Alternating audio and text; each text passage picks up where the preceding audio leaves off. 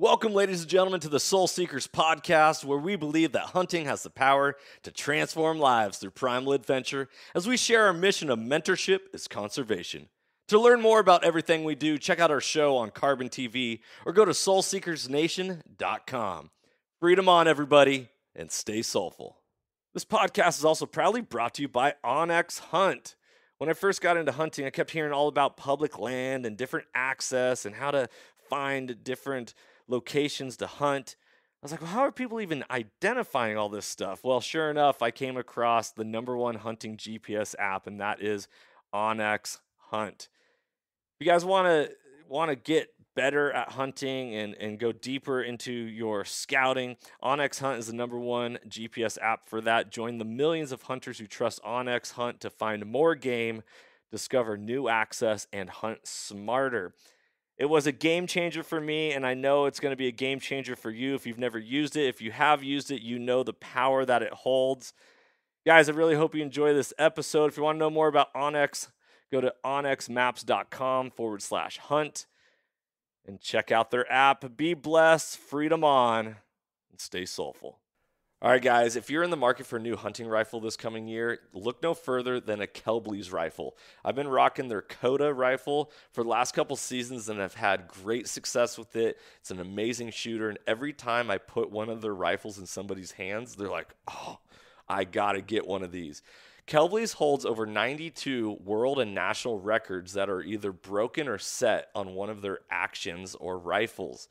So they really set a higher level of accuracy.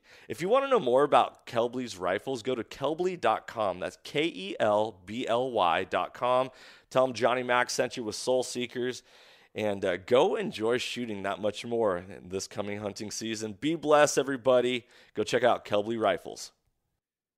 Ladies and gentlemen, welcome back to another episode of the Soul Seekers podcast. I'm your host, Johnny Mack, and today I have a returning guest from not too long ago, the host of the Big Game Hunting podcast, John McAdams.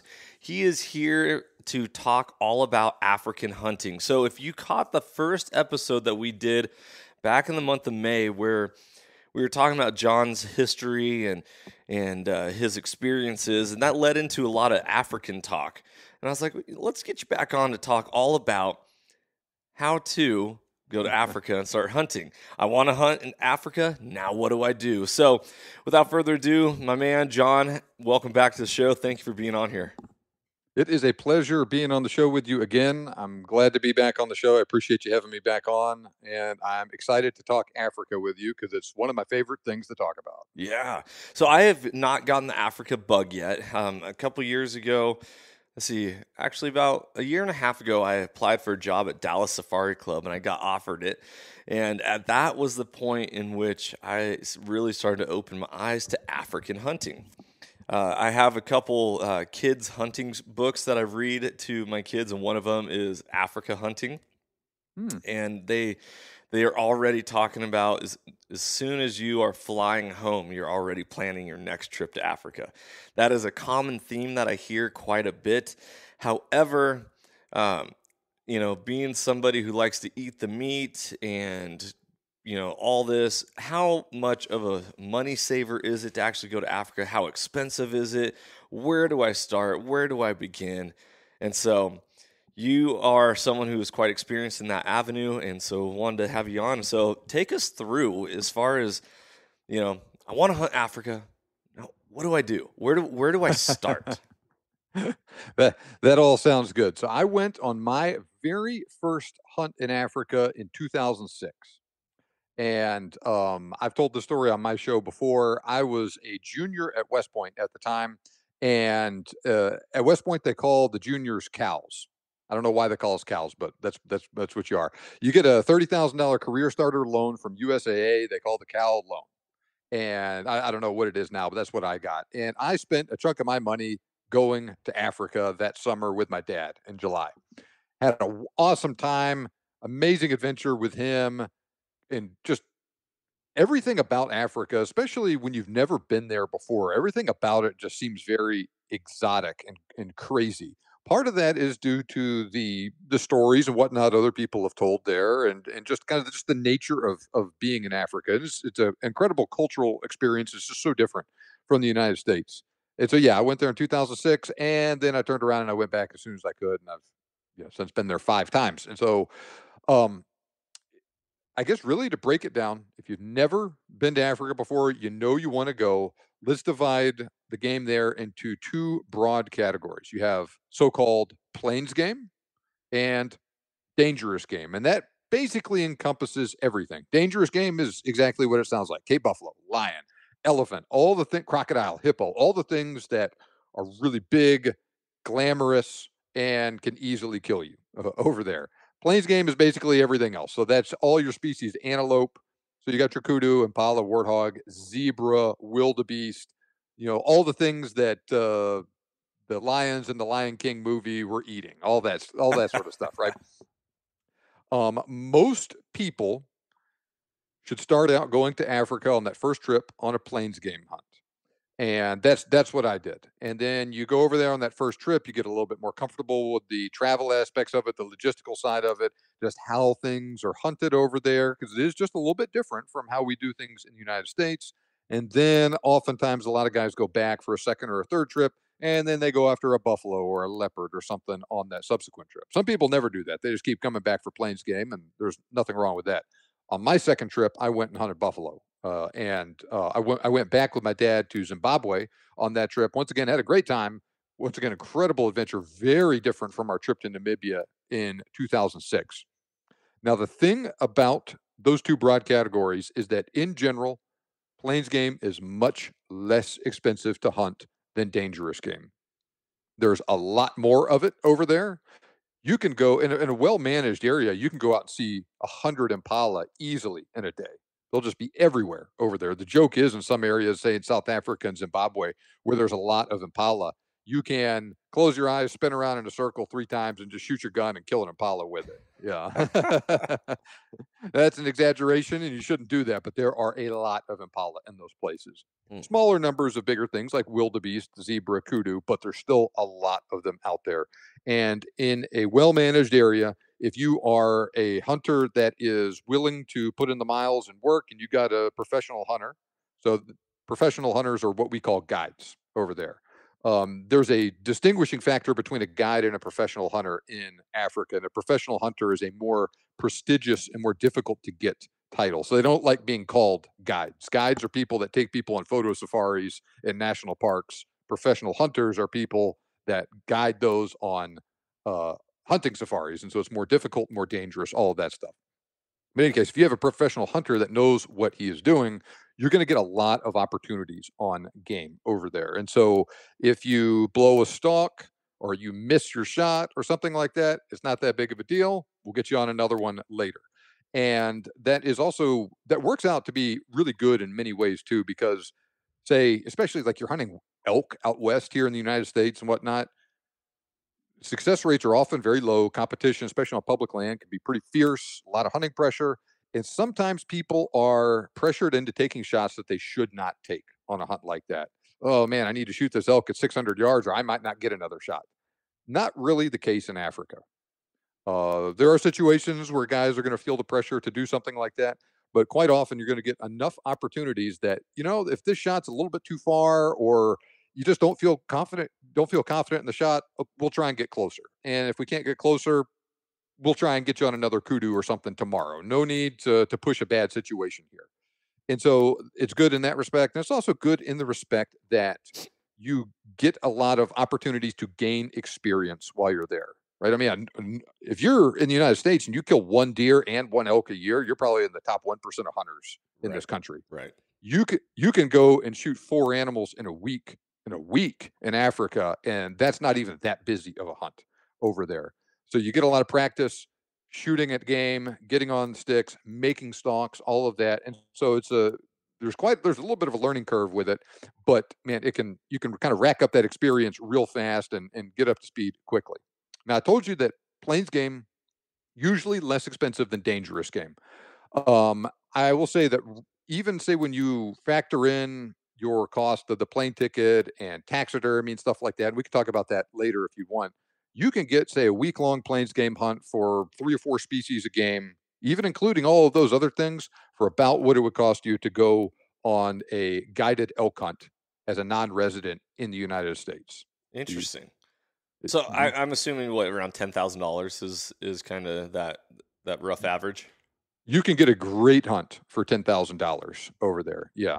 And like I said, if you can get now taxidermy is of course extra on top of that, but say if you get a smaller hunt, say for $6,000, $7,000, something like that, you can get, say, even all in with your taxidermy on that, depending on what you get done. You could get the full meal deal for $10,000 or less in many cases. Yeah. Wow.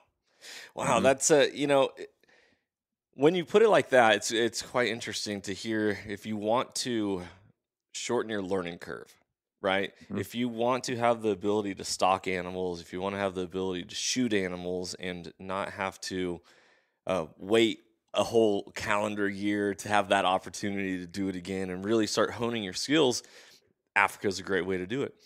I could see in my head though, and there's today's day and age, inflation's a killer. Everyone's looking for the best deal possible.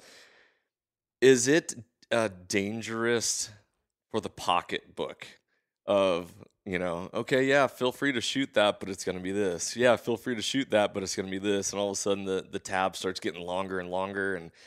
And Hmm. how much of a challenge is it to be in that situation?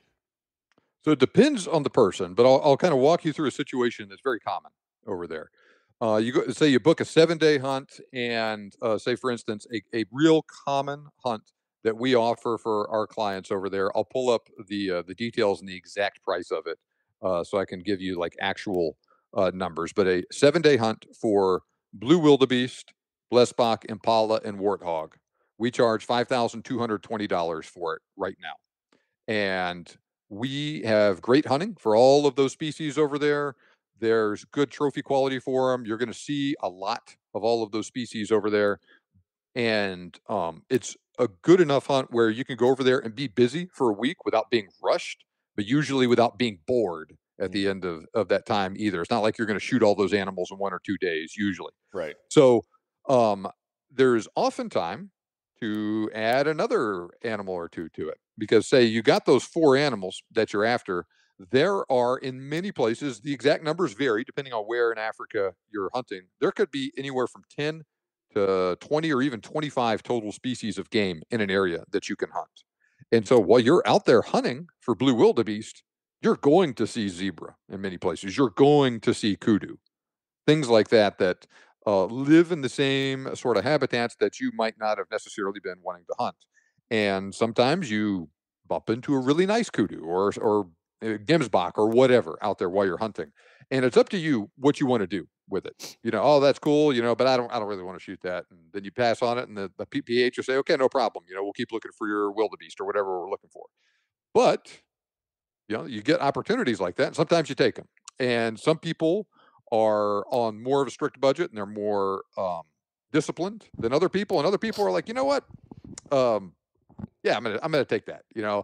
But yeah, I mean, it is definitely up to you to get a good accounting of what these things are going to cost ahead of time, and it budget out appropriately for it. Usually, guys will come over there for 4 or 5 animals, and they'll be like, okay, these are the ones that I'm really after. But if we run into one of these, that'd make me really happy too. It's not a priority, but I would definitely go after that if you get the opportunity. And so the way it works is, as far as cost goes, is in Africa, generally your total hunt cost is going to be split into 2 broad categories: your day fees and your trophy fees.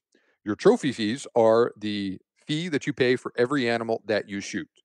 And so those vary, say from Impala and Warthog on the low end, you're looking at say four, three, four, $500 for them. And then wildebeest will be 1,000, 1,200, $1,300. Kudu will be maybe $3,000. And so you only pay that trophy fee for what you actually shoot. So if you get an opportunity at a kudu, but you just don't shoot it for whatever reason, you're not happy with your shot, and you never shoot it, you don't pay for it. Likewise, you don't run into something that's big enough that you don't pay for it. But you go over there and you shoot a gemsbok you didn't plan on hunting initially. You pay the trophy fee for that. Yeah. So that is a nice thing about that. That is not often the case. Say if you book a guided elk, moose, caribou hunt, something in the United States, you pay the price of the hunt usually, regardless if you shoot your elk or not. Now, day fees are the other part of the hunt. That covers just just like it sounds like. You pay a certain amount of money per day that you're there. It covers your food, your lodging, paying your professional hunter, all of that stuff. So usually that stuff is a pretty well fixed cost. Okay, I know I'm going to be there for a week. The day fees are this much. I'm going to pay, this many $1,000 for the hunt, regardless if I don't shoot anything. And then the trophy fees are on top of that. So your hunt costs can fluctuate a little bit depending on what you end up shooting over there. Yeah. Interesting. Okay. So, Mhm. one of the things when I have watched hunting videos of Africa, more often than not, I always see like a couple different Africans, PHs, or whoever, locals, Mhm. always out ahead of the hunter, Mhm. carrying a tripod shooting stick and Mhm. being like, okay, the animal's right here, now shoot it. As somebody who wants to enjoy the spot and stock aspect of hunting and feel like I accomplished something myself rather than it being more or less spoon fed or done for me, is that what I'm going to expect out of an African hunt, or do I, as the actual hunter, get to dictate how that goes? So usually you are following the lead of your professional hunter. So to kind of expand upon what you just said, what you just described is pretty typical. Usually you'll have a professional hunter, and the professional hunter is the boss over there. There are female professional hunters, but usually it's a man, and that guy runs the camp, is in charge of all the staff. And so you'll normally have, say, a cook, a couple of skinners, and one or two trackers, depending on the size of your hunt, that sort of thing. And so the tracker will normally be a native black African, and exactly how you hunt depends on how you hunt. For instance, there are some areas where you can do a true spot and stalk type of hunt, where you get up on high glassing points, look around, and oh, okay, that's a kudu over there, that's a gemsbok over there, and sometimes you can shoot it from there. Just get into a good shooting position and shoot it. Sometimes you got to make a stalk on it. Other times, especially in more thickly vegetated areas, you'll do a lot of what they call walk and stalk or tracking type of hunting. A common thing that you'll do is you'll drive the roads in the hunting area and say first thing in the morning, and you'll see, oh, the tracker will say, hey, a herd of wildebeest crossed the road last night, and they'll look at it and be okay, it was a herd, but it looks like there's tracks of a good bull and this, let's go follow them. Mm, And so you do exactly that. You get on their track and you follow those wildebeest until you either spook them or you get on them and you get a shot like that. And like these people are, for the most part, dry ground tracking, which is challenging and amazing to watch how they do it. They can say, oh, this one here, something's wrong with his back leg. Because I can tell by his track, it's just a little bit different. He's turning his foot out or something like that. It's amazing watching what these people can do. And so you'll follow these tracks for a certain amount of time, and then you catch up to them, and you'll kind of catch little glimpses of movement in the bush ahead of you. To get set up on the shooting sticks, trying to find the good bull that's in the group, and maybe you get a shot, maybe you don't. And it is a team effort in that respect. You're out there trying to find the game as much as they are, but they're just by the nature of it, they're a lot better than you and I are at it because they do it right. all the time. Where a normal guy here, like I said, will shoot one deer a year, maybe more. Normal guy going to Africa, you'll shoot 4 or 5 animals. Those guys will do maybe 20 hunts a year where each guy is shooting 4, 5, 6, 7, 10 animals over there. And they're just always doing it. And their ability to spot and identify tracks is amazing. Their ability to spot game movement in the bush is amazing. They can see an ear flick in the bush ahead of them. It's like, oh, that's an Inyala over there. It's not a very good one. Don't worry about it. It's like, I didn't see anything. And then when you look through your binoculars at it for a couple minutes, they'll say, oh, okay, finally. Okay, I see what you're looking at. That's that sort of thing. And so I can understand your concerned about maybe feeling like it is spoon fed. The fact of the matter is, it is a collaborative effort and it is a very engaging and very interesting effort. It's not like, there are places that do things like this, but I don't like doing it this way. It's not like you're just riding around shooting stuff from the back of the truck, or sitting just at a water hole and just shooting anything that comes in. Like, that is a way to hunt, and that's a way that some people do indeed hunt over there. And that is something that you see on TV a lot because it's easy to film hunts so out of a blind, more so than is the case with stalking. But does that answer your question? That sure does. That's it's interesting. And are these PHs well versed in English, or is there a language barrier that you have to kind of figure out with your PH as you go? Most PHs speak English very well, and in most countries, that is a requirement to get your PH license. Is that you got to be able to speak English. Most of these countries, English is either the official language or one of several official languages. That's the case in South Africa and Namibia, like right off the bat. A lot of those places used to be British colonies, and so say that was the case with South Africa at one point. Namibia used to be a part of South Africa. Zimbabwe used to be a British colony. Same thing with Zambia, all of that stuff. There's a lot of British influence in these places. And so, yeah, lots of people speak English. And even a lot of the staff normally speak English pretty well, too. Usually, these people are going to have an accent of one kind or another, but I've never had communication be a barrier for me on a hunt over there. That can be more of an issue if you're hunting like in French West Africa or Central Africa or something.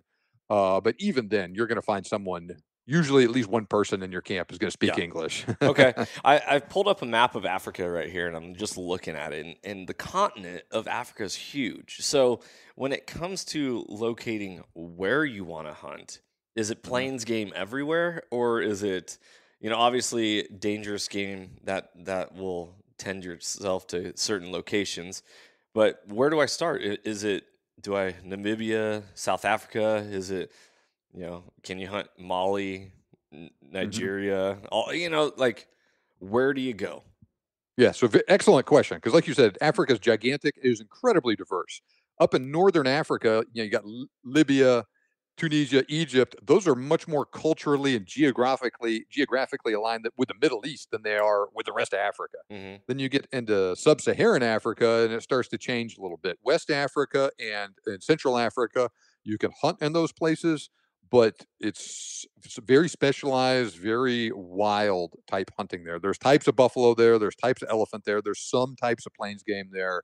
Um, the thing to keep in mind with Africa is that you got to look at it how you would look at the United States, where there is game that you can hunt almost all over this country, but exactly what you hunt in each place does vary a little bit. And there's a lot of animals that live in many places, but there's no one place in the United States that you can go and hunt whitetail deer, mule deer, blacktail deer, Roosevelt elk, Rocky Mountain elk, moose, all that like in the same place. Yeah.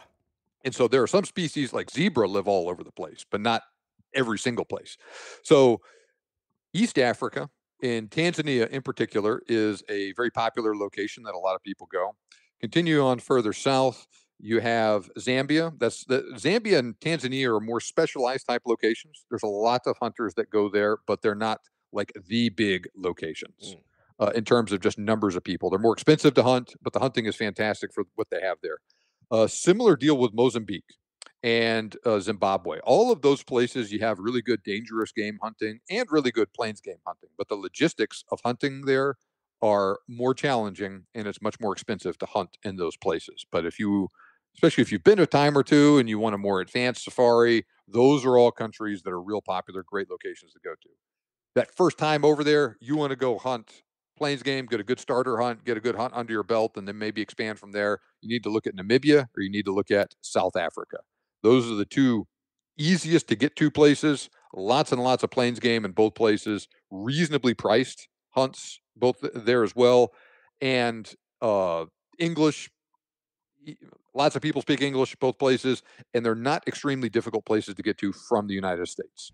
Mm. We could talk about that if you'd like, or we can continue to talk about maybe the details of these country before we get into travel. Yeah, let's continue on with the countries and then let's talk about the travel. I hear about, Yep. Johannesburg being a place that people fly to a lot and all that. Yep. But yeah, continue on with the countries real quick cuz I'm watching a map and I'm enjoying this.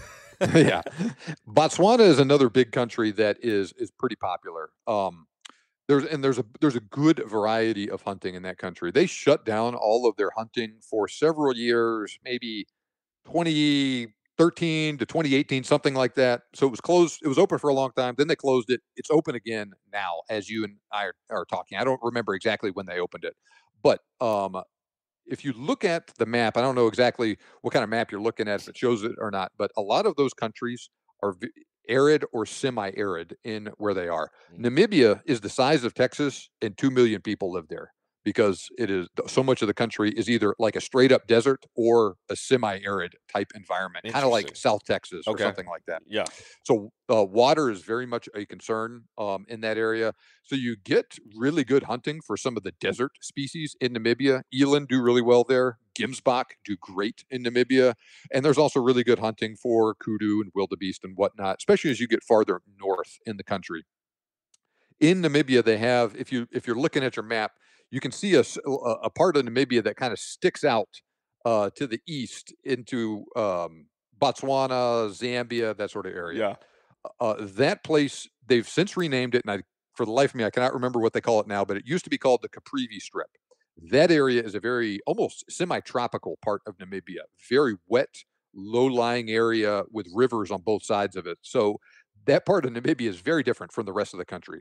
If you want to go hunt buffalo in Namibia, that's where you go. And there's some plains game there and whatnot, and good hunting for a lot of things. But like buffalo and elephant, that's where you go in Namibia is the Caprivi Strip, or the part of the region formerly known as the Caprivi Strip.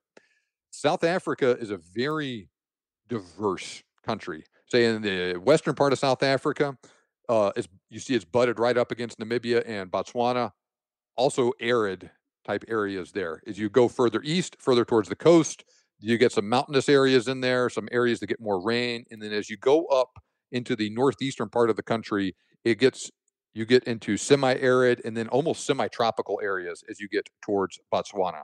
So a guy that goes and hunts in the say the Western Cape region of South Africa is hunting in a very different part of the country than a guy that hunts in the Eastern Cape or a guy that hunts in Limpopo province. They might as well be just different countries with how diverse they are. It's like moving from El Paso to East Texas, where I live now. It's Yeah. all the same state, but very, very different. And so, in some of those areas, and Botswana is a more arid country as well. It does shift a little bit as you go from west to east in it too.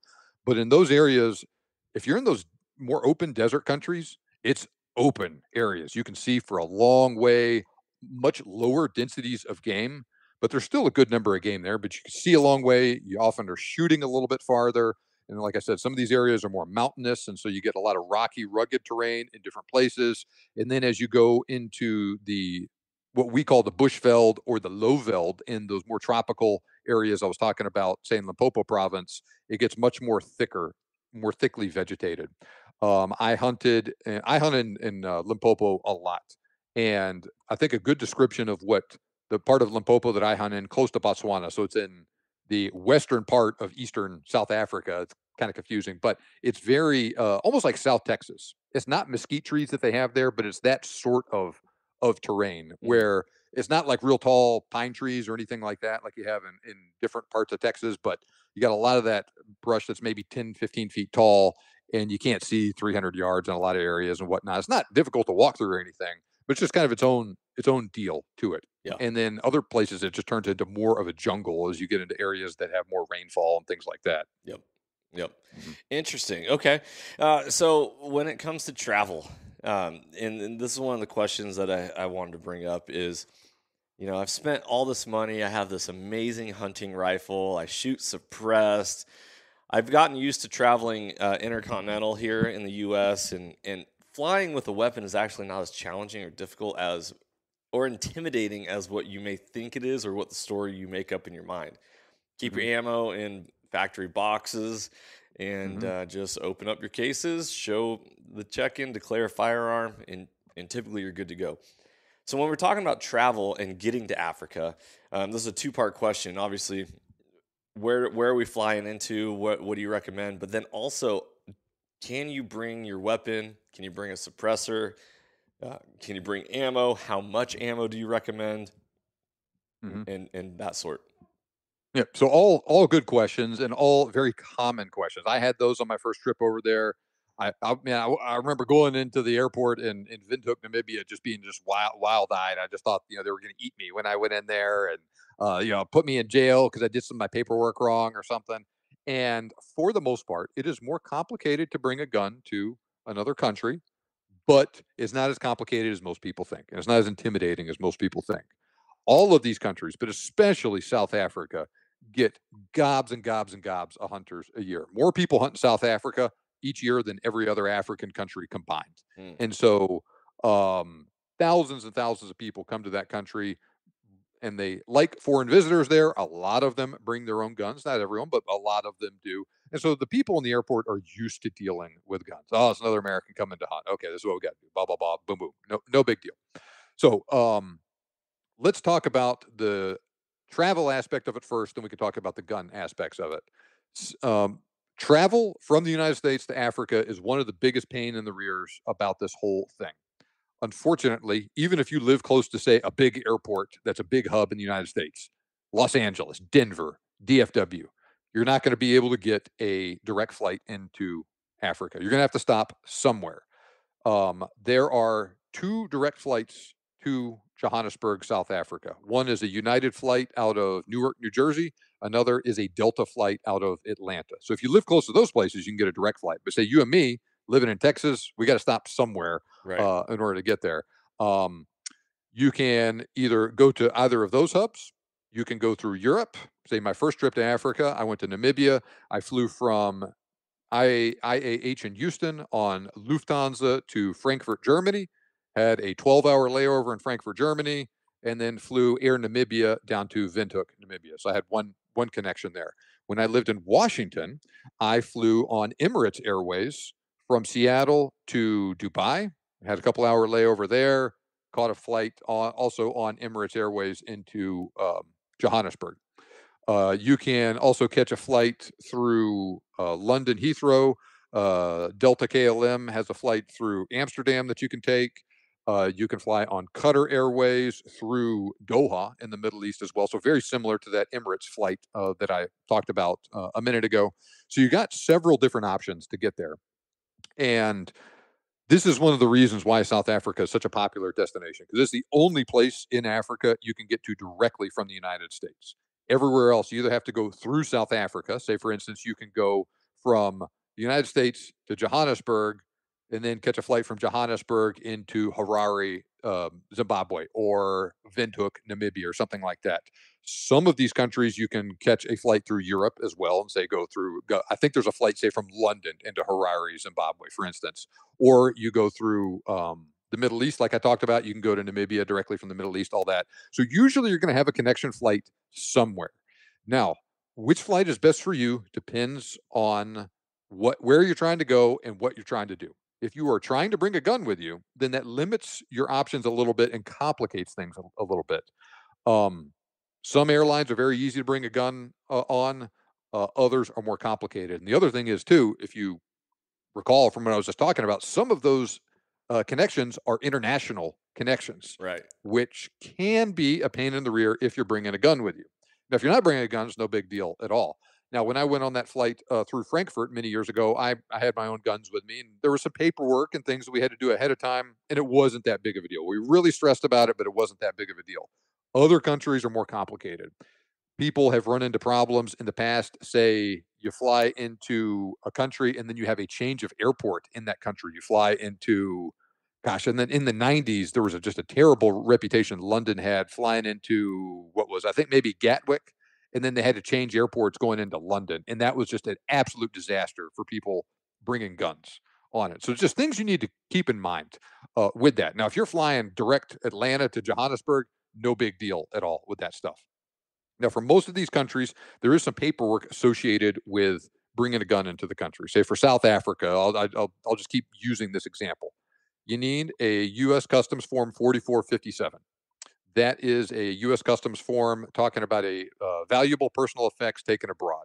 That serves as proof of ownership that you own that rifle before you left the country with it. And so, when you come back home, you show that to the customs agent, and it shows them, "Hey, I just brought this gun with me on a trip. I didn't buy it in South Africa and try and bring it back with me." Right. Uh, the complicated part with that is you got to bring it to a customs office before you leave. You bring the form and you bring the gun with them, and you say, "Hey, I'm going on a hunt outside the country," and they'll verify the serial number matches what's on the rifle on the paperwork, and you're good to go. It's free. It just takes time to do it.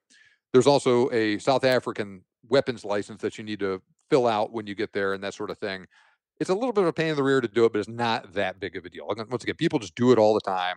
It's really complicated when you look at it that first time, but I've done it enough times. It's not that big of a deal. But basically, you go into the country, you fill out this paperwork, say, "Hey, I'm here to hunt. This is my gun," and as long as you have a typical bolt action hunting rifle, it's no issue at all.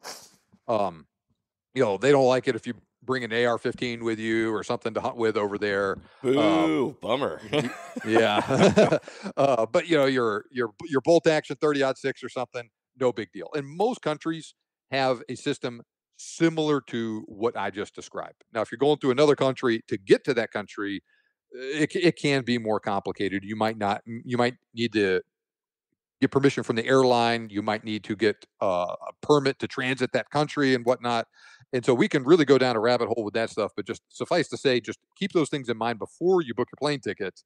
Then there are travel agents that can help you go through that whole process. If you need to go through Istanbul, Turkey, for instance, or go through London or whatever to make sure that everything is kosher when you make that transit. Yeah. So does that go for suppressors and ammo as well, or is it mostly the firearm that they're concerned with? Yeah. So once again, good question. So ammo, you can bring. It is typically an airline regulation that you can bring up to 5 kilograms or 11 pounds of ammunition with you if you're taking a gun with you.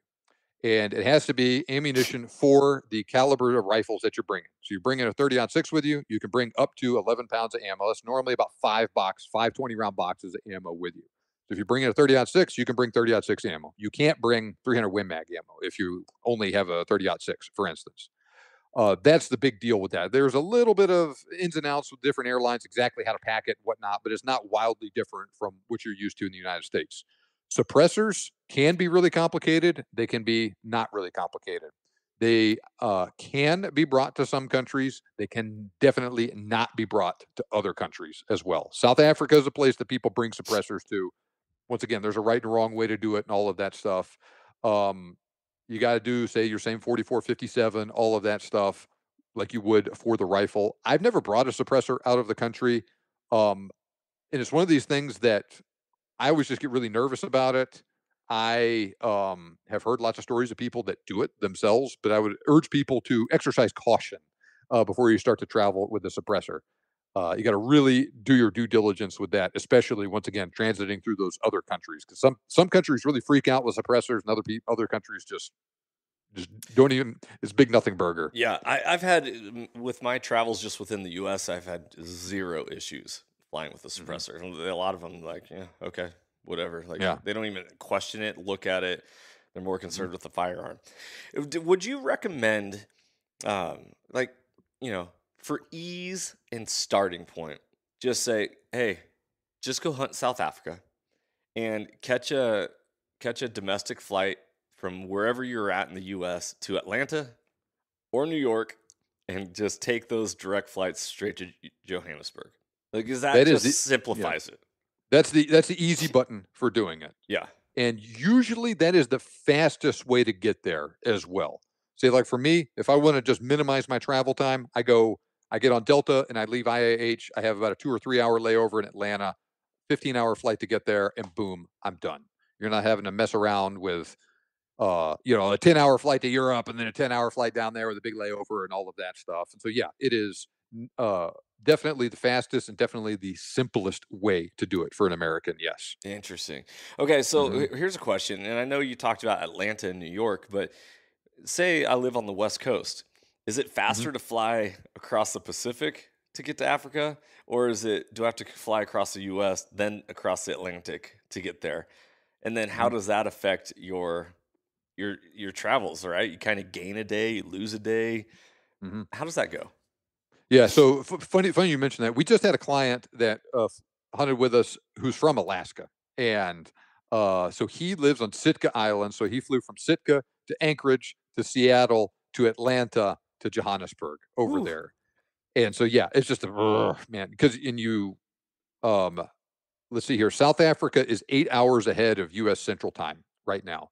And so you lose 8 hours going there, and then you gain those 8 hours when you come back.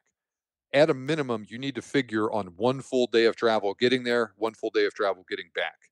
Depending on how you get there, it might be 2 full days of travel to get there. Mm. On my first trip, when I went to Namibia on that first trip, I started a stopwatch on my watch when I left my house in Conroe, Texas, and then I stopped it when I arrived at the lodge in South Africa or in Namibia, and I think it was like 42 hours of travel time to get there. Driving to the airport, checking in, flying to Europe, my layover in Europe, flying down to there, messing around at the airport there, getting my stuff, then driving to the lodge. I mean, it's travel over there is complicated for Americans, and it is long. Now, when I lived, like I said, when I lived in Seattle and I flew on Emirates Airways to get there, that was probably about as long as it would have taken me, maybe a little faster than it would have to go to Atlanta, go that way. Because I think it was about a 9 or a 10 hour flight to get to Dubai, and then about an 8 or a 9 hour flight to get down to South Africa for there,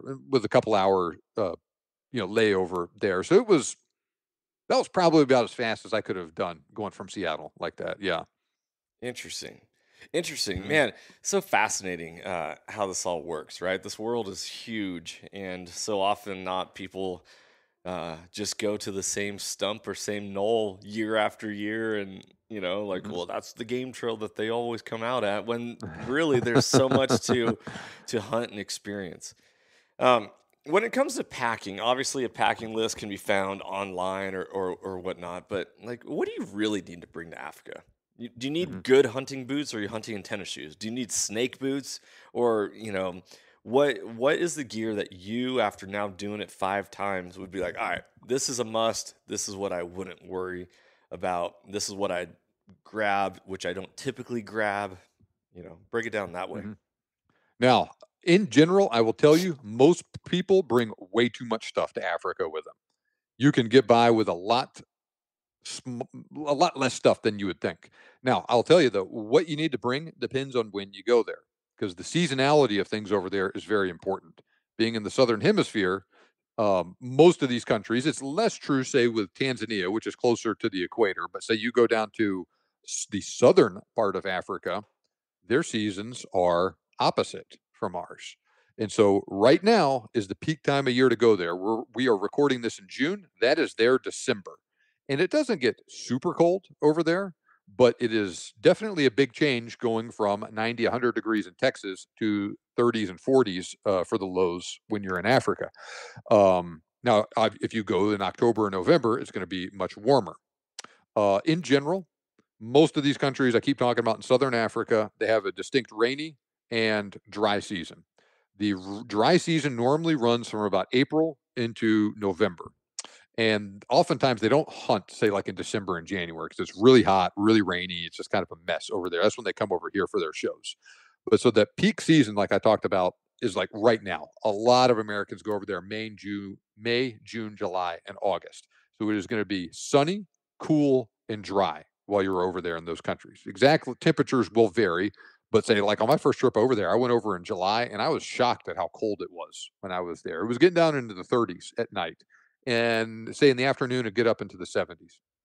So you need to bring several changes of clothes when you're over there, probably up to three, and then exactly how you do things after that depends on what time of year you go. If you're hot, if you go and say in March or April when it's hot, obviously you probably don't need a big jacket or anything.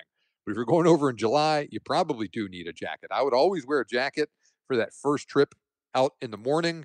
And then as soon as we would start walking, I'd normally take that jacket off as I would be out there walking. But man, that first ride in the truck as you're getting out there to where you're hunting, riding in the back of that truck, it gets really darn cold. So you might need a hat, you might need gloves, you might need a jacket. But once again, it's not going to be. Usually, you're not dealing with snow. Usually, you're not dealing with stuff, say, below freezing or anything like that. But that does happen.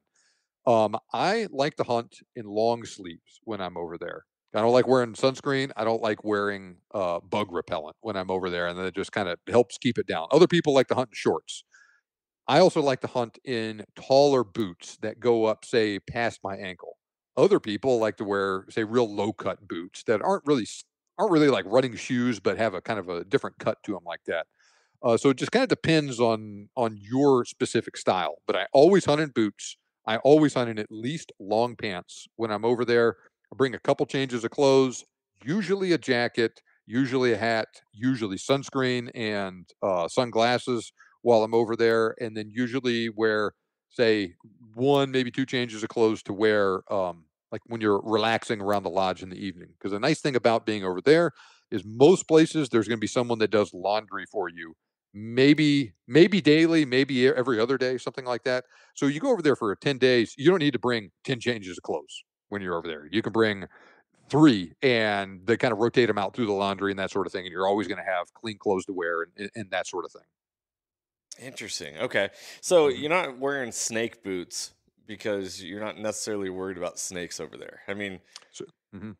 I- So if you go over in, say, July, the snakes are going to be there, but it's going to be cold, and they're not going to be moving around much. right. They move around more when it's warmer. And I've seen several different snakes when I'm over there over the course of all my hunts. Every single case, they see me first, and they're slithering away. Hmm. And so it's not as big of a concern stepping on a snake over there like it would be in some places in Central Texas, where you might step on a rattlesnake if you're out there hunting in warm weather. Um, People wear gaiters over there, but that is usually something that's common with professional hunters that hunt in shorts with low boots. They wear gaiters right over their ankle to keep seeds and things like that out of their boot. It's a seed gaiter, not a snake gaiter that they're wearing. Gotcha. And so are you bringing a backpack, a fanny pack? Like what is, we're so used to, or at least me being a Western hunter, is like, Mhm, all right, baby, everything lives in that backpack. A kill mhm, kit, a knife, like do you, see that's the thing that I feel like is a disconnect with me and African hunting is mhm. at some point based off of what I'm bringing, it doesn't feel like I'm hunting. I'm more just shooting and other people are doing the work. Mhm. Now, it depends on the person, depends on where you're hunting and the style of hunting that you are doing. So I'll just kind of lay out my whole deal for you. So when I go over there, I almost always bring a gun. So I'll have a big hard-sided rifle case, keep my gun in that, and any other valuables that I don't want people messing with. I'll usually put my binoculars in there, that sort of thing. Take a big duffel bag with all my clothes, my boots, all of that stuff. Hmm. Then I will take a day pack as a carry-on bag on the airplane. And then I will take that out with me every day. And depending on how things are going, I will either leave it in the truck or carry it on my back. And I'll carry water, snacks, my camera, my knife, that sort of thing, all in there. So like I'll wear usually say if I'm hunting when it's cold, I'll wear gloves, I'll wear a hat as I'm driving out, and then once it warms up, I'll take that stuff off, put it in my backpack. I have hunted on hunts where I don't carry anything with me except my rifle. I've hunted on hunts where I carry a day pack. I have also brought a camelback over in the past and then used that to put some small things in that I'm going to be out there in the bush. Sometimes you go out and you walk and walk and walk and walk and you're gone all day long. You have lunch out in the bush in the middle of the day and you hunt either until it is dark or until you kill something. Mm. Other times you come back to the lodge for lunch, that sort of thing. It does vary. I've brought a knife over there. You don't need to bring a full kill kit with you unless you just want to, because, like I mentioned earlier, among the camp staff that you have there, they have skinners that are going to skin this game according to your specifications afterwards. You want a shoulder mount, you want a skull mount, whatever. They will do that work, and they, quite honestly, are going to do a much better job at it than you or I will Right. with that Right. because they do so much practice. There are people that want to get involved in it just because they want to, because it's fun for them and it's part of the experience. And usually that's not an issue. Bring your knife, you can dig in there with them. They can teach you some things about how to cape and flesh an animal, that sort of thing. And so you can be usually as involved or not involved in that process as you want to. Other people don't want to touch the animal afterwards. You just want to take pictures of it and that sort of thing. And that's fine too. Other people, it's different. I've shot animals in areas that are real hard to get to sometimes, and I've carried more than one impala out of the bush on my back and to help get it out of there. So it's up to you, and it's situation dependent on those things. Hmm. Interesting. Okay, that's good to know. When it comes to I was browsing your website and it talked about you have an article about being a good uh, hunter on a guided hunt. Mhm. What are some of the expectations or no nos or taboos or whatever that you might want to cover on this podcast for people looking to go to Africa? Yeah, so the biggest thing to do is to go over there and have one a good attitude about things because even in an area that I keep talking about in Africa where you'll see so much games, in a well-managed area, you're going to see a lot of stuff. There's going to be a lot of opportunities, all that. Even in a place like that, nothing is ever guaranteed. Sometimes you have bad weather, sometimes you just have bad luck, things like that, and sometimes things just don't go as planned. And so if you have a good attitude and you are, especially at first when you're just getting to know them, you are extending grace to the people that you are hunting with over there, even if things don't go well, as long as they're trying their best, all of that. Usually, even if you get off to a rough start on your hunt and you miss a shot, or if you're just not seeing what you want to see, usually if you stick to it and you're putting in the effort, things are going to turn around for you at one point. Sometimes the weather changes and the animal patterns change, and what where the animals were last week may not be where they are this week. But usually, if you stick to it long enough, you're going to figure out what's going on, and you're going to get on like that. So that's the biggest thing, is to have a good attitude with things like that. The other thing is to be flexible on that too. Um, what works for you in Texas or what worked for you on your last African hunt that you went on might not work with this hunt. The terrain might be different. The animals might be different. They just might have a different style of doing things. And so be flexible with what those people are doing. They hunt there all the time. They usually know what they're doing. Not everybody does, but usually they know what they're doing, and they want you to be successful. And they're going to put you in the situations best suited to doing that. Another area that a lot of people run into problems with, especially on that first hunt in Africa, is shooting off of sticks. Very rarely do you shoot anything not off of sticks in Africa.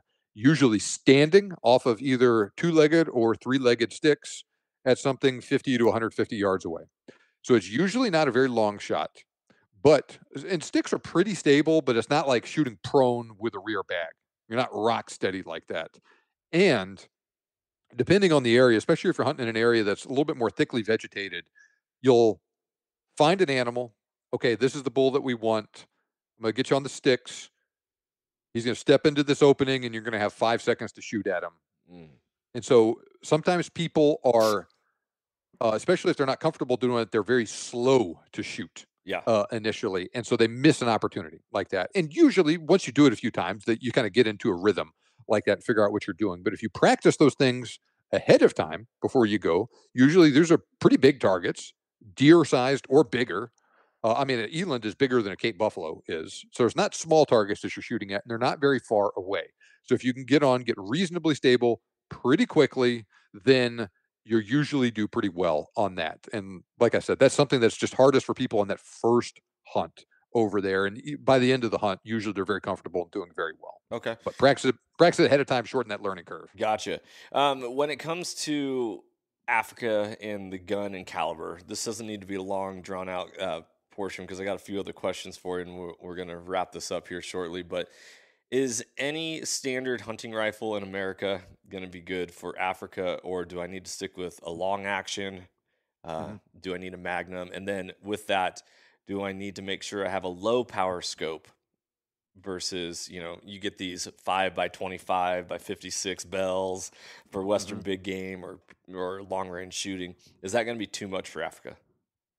Um, Usually, so if you're hunting, say in the West Cape or the Kalahari or something like that, shots can be longer and a higher magnification scope can be helpful. Aside from those places, usually you want a lower power scope. A 3 to 9 or something like that is great. I have, say, like a 3 to 15 on my 7 PRC that I brought last year, and I've shot everything on 3, 4, 5 power, and it was fine. I have a 1 to 5 power on my 458 Win Mag that also works great. Good for real close in work like that. Some places longer range shots are necessary. Usually everything's going to be closer than 200 yards, and usually you want a lower magnification scope than otherwise. Most deer cartridges will work just fine in Africa. Some places have a 7 millimeter minimum for, say, medium plains game and larger. So that takes out the 243, 6.5 Creedmoor. Even the 270 falls short of that. Other places, it's not a big deal. I had a client that has brought a 270 several times to hunt with us, and it's worked great with them. The biggest thing to keep in mind is regardless of what cartridge you bring, you need to bring heavy for caliber, very high quality controlled expansion bullets. Nosler partition, Barnes TTSX, Swift A-frame, things like that. It works great. My dad shot a kudu. No, sorry, it was a Gimsbach with a 7mm Remington Magnum 140 grain ballistic tip on his first hunt over there many years ago. And it broke the shoulder, knocked the animal down, did not penetrate into the body cavity of it. He shot it again behind the shoulder and killed it, and it was fine. But that was a adequate caliber with a crummy bullet choice in this particular case. 160 grain partition out of that same rifle would have broke that shoulder, killed the animal right there. That would have been the end of it. 30-06, most popular cartridge that guys use in Africa, probably for plains game. And so you bring your deer rifle over there with you with a good quality bullet, you are going to do fine over Okay. there. Even with something like the 6.5 Creedmoor with a good quality bullet. And if you don't want to bring a rifle and travel all across the world with a weapon, you do these outfitters provide one for you? Almost every single outfitter in Africa is going to have 1 to 2 client rifles for guys to use over there. About half of my clients bring their own rifles over, about half use ours. And we have a 308, a 30-06, a 338 Win Mag, a 375 Ruger, and a 375 H&H that guys can use depending on what they're hunting and what their tastes are. That all of them have a good quality loophole scope on them. We use real good Barnes bullets usually in every single one of those. The 375 Ruger, the 30-06, and the 338 Win Mag are all suppressed over there too. And so, they're not loud, they don't recoil a lot. And so, going back to your question earlier about bringing a suppressor, one of the reasons why I don't usually bring a suppressor with me over there is because I can just use a suppressor there and just not have to worry about it. Interesting. Any of the logistics of travel with it at all. Yeah, that makes sense. While you are at camp, how much of the meat are you getting to eat versus donating, giving away? Every single meal you're usually going to eat meat from game either you have killed or from the guy that was there right before you. And so most places we're like this. Most places are going to have a system set up where um, you shoot something, we get it into the skinners, they're gonna skin it for taxidermy, and then they're gonna butcher it right after that, put it all in the big freezer. Usually the next day, that's what we're gonna have for lunch and dinner. Is that impala or whatever that you shot? Shot it on Monday. On Tuesday, you're normally gonna eat it. Then you shoot a wildebeest, then you're gonna eat that sort of thing. So some things, you almost everything tastes good over there. Some things taste especially good. Blessbach, Gimsbach, Eland are all fantastic over there. Eland is some of the best meat I've ever had in my life. Mm. Dustin Coleman, the owner of Coltac, I don't know if you're familiar with them. Mhm. Actually, at the 22 Creedmoor dinner that we did in Las Vegas, in that gift package, we got an ammo booklet, a Okay. catalog. Coltac makes that. Anyways, Okay. All right. Dustin Coleman, he says that zebra is one of the best meats he's ever had. So I've had zebra on multiple trips. I would not say it is the best, but I will say it is good. And it is something that some people have a big mental hang up about. Oh my God, I'm eating a horse or whatever. But I think it tastes fine. And I think most of that stuff is in people's heads. And I'm glad that he likes it. And so it just goes to show that even things that you wouldn't necessarily think would taste good really do, especially if you get a cook that knows what the heck they're doing too. Gotcha. Okay, this is going to be very opinion based, so feel free to answer it off of what you just would experience. What are going to be your target lists for plains game in Africa? Like, like we come to America, it's like, dude, I want to shoot an elk, right? Mhm. So what am I targeting when I go to Africa? Is it a kudu? Is it an eland? Is it, break it down for us. Yep. So, I mean, even Ernest Hemingway said it in his book, Green Hills, Africa. Everybody wants a kudu. The kudu is the rough equivalent of an elk over there. They're about the size of an elk in body size. They have very large, beautiful spiral horns. They're a very large, majestic animal that is challenging to hunt. Even though they're really big, they call them the gray ghost. And so, even in an area where there's a lot of them, it's a tough hunt to get a good kudu, and it's something to really be proud of when you get a nice one. So that is something that lots of guys want. If you're on a more budget minded safari, a lot of guys may drop that kudu and go say what I was talking about earlier, say like wildebeest, impala, zebra, that sort of thing. If you're in an area where there's lots of impala, say like impala aren't as common in Namibia as they are in South Africa and in Zimbabwe. But if you're hunting like in those countries, you almost can't go to Africa without getting an impala. Likewise, lots of people want a warthog too, especially, they do hog hunting in Texas and stuff. They're like, okay, I want a warthog over there. Wildebeest and or zebra are very common animals as well. They're also kind of like bread and butter species that everyone knows what they are. You're going to see a lot of them over there usually, and so that's kind of the good mix of what a good starter hunt is over there: is kudu, wildebeest, impala, warthog, maybe blesbok, depending on where you're hunting. And then other areas, you're going to have some other stuff that is maybe a little bit more specialized, a little bit more advanced. A lot of people want Gemsbach too. They're a little smaller than kudu, but still really big. Big white and black colored antelope with very long, straight horns. They actually have an oryx hunt in New- West Texas and in New Mexico. Yep. That is the exact animal. They brought those from Namibia and established them in New Mexico. So a lot of people like to hunt them as well. Very long horns. Really cool looking.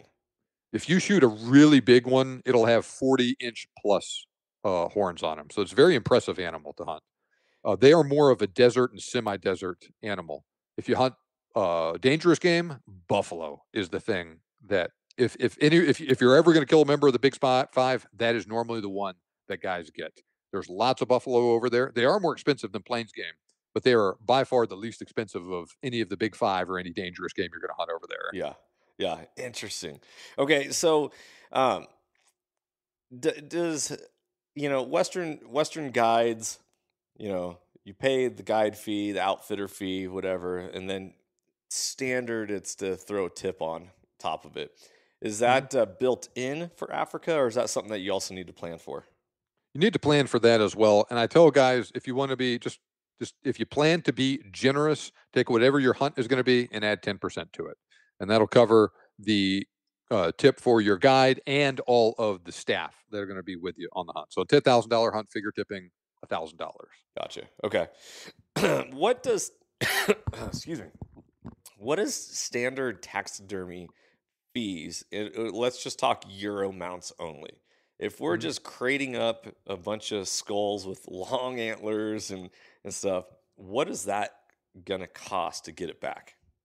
Yeah, so good question. So that's a two-part answer because you're going to have the cost of the taxidermy itself and then the cost to ship it back.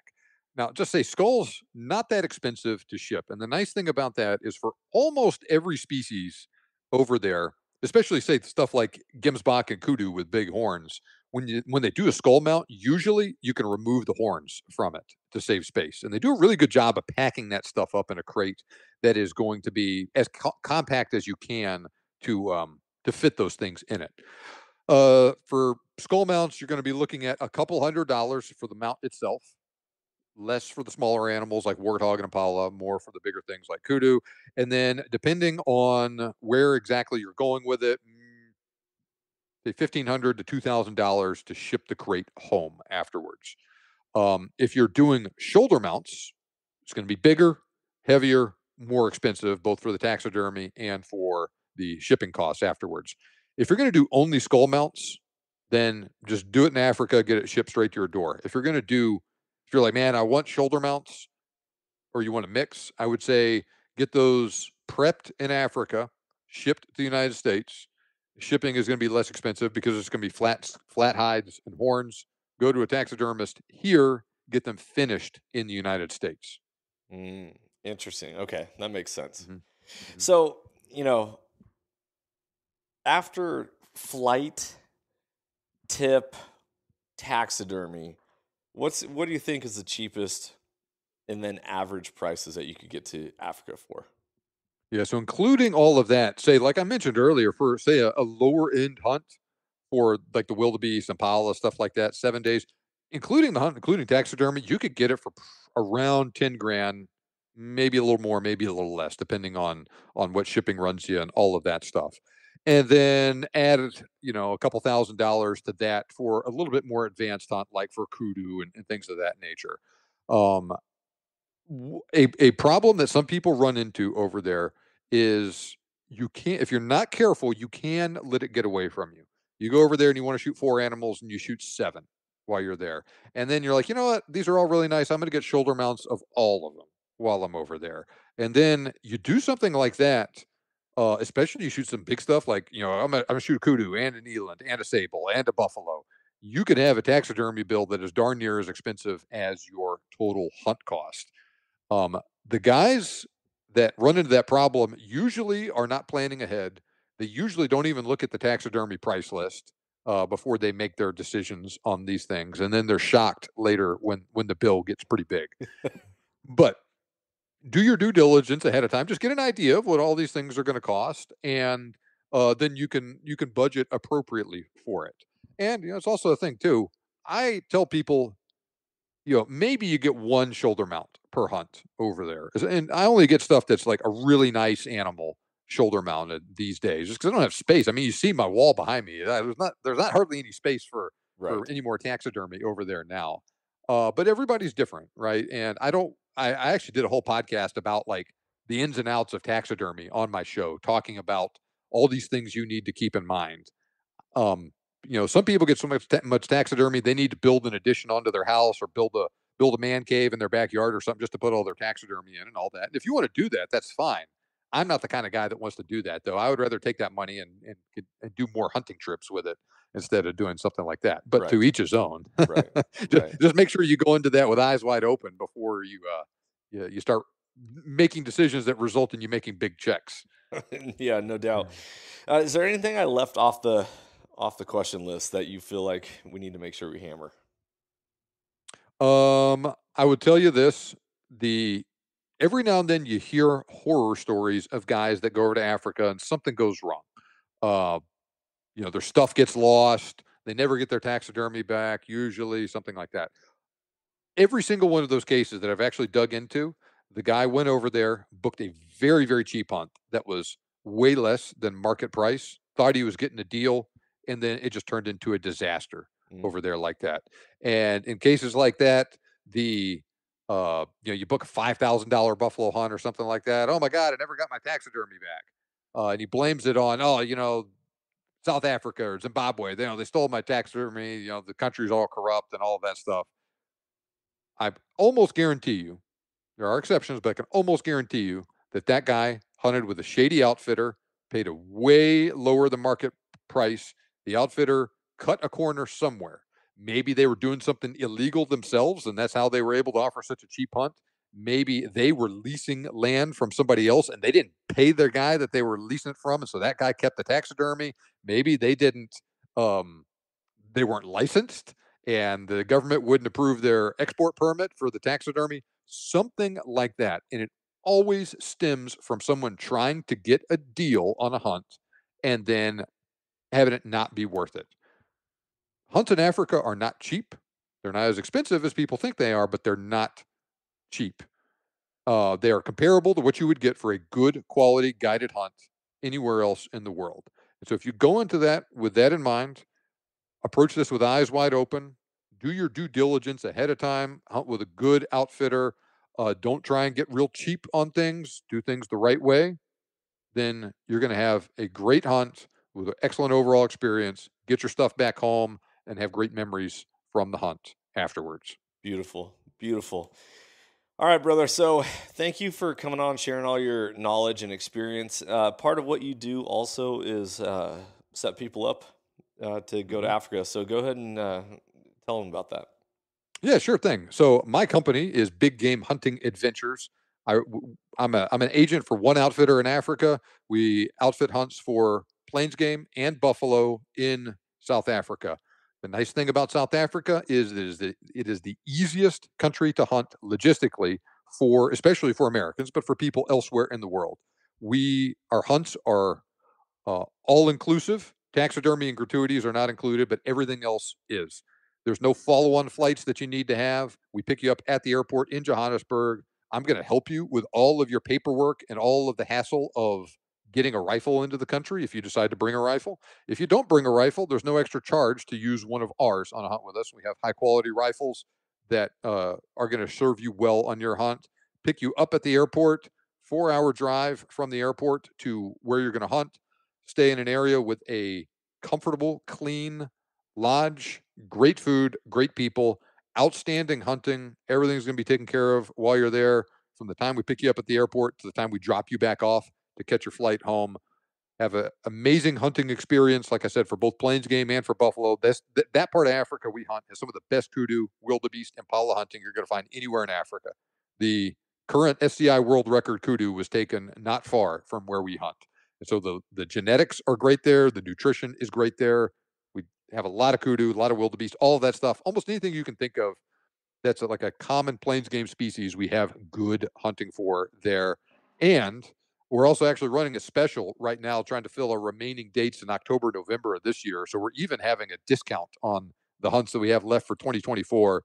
Visit bestsafarihunt.com. Check out what we got there. Send me a message and we'll set you up with a great hunt. Oh, and by the way, you will be the only guy in camp when you go there. We don't hunt. We don't host big groups of people there either. We do one group at a time. So you come alone, it's just you. You bring a friend or a family member, it's just you guys, and it is all about you while you are there. Incredible. All right. When are we going? Yeah. Well, come talk to me. We'll get you over in October or November of this year. But that probably wouldn't work with your school schedule, though, would it? No, not very well. So, yeah. All right, brother. Well, thank you for coming on the show. Thanks for sharing your knowledge and wisdom. I really appreciate it, guys. If you found this podcast helpful or beneficial, please make sure to go like, subscribe, share, leave a rating and review. It always helps get the information out about the podcast. And it helps share the mission of mentorship as conservation. Remember that hunting has the power to transform lives through primal adventure, and that you can never outgive good, as once again, mentorship is conservation. I'm Johnny Mack for John McAdams of the Big Game Hunting Podcast. Freedom on, everybody, and stay soulful. If you enjoyed today's podcast and want to support the show, you can always like, share, subscribe, and leave a rating, as it helps us share our mission of mentorship as conservation. Thank you so much for tuning in and being a part of Soul Seekers Nation as we transform lives through primal adventure. If you want to get more connected with the podcast, check out the Soul Seekers Nation Facebook group, as I look forward to connecting with you on the next episode. So stay tuned and stay soulful.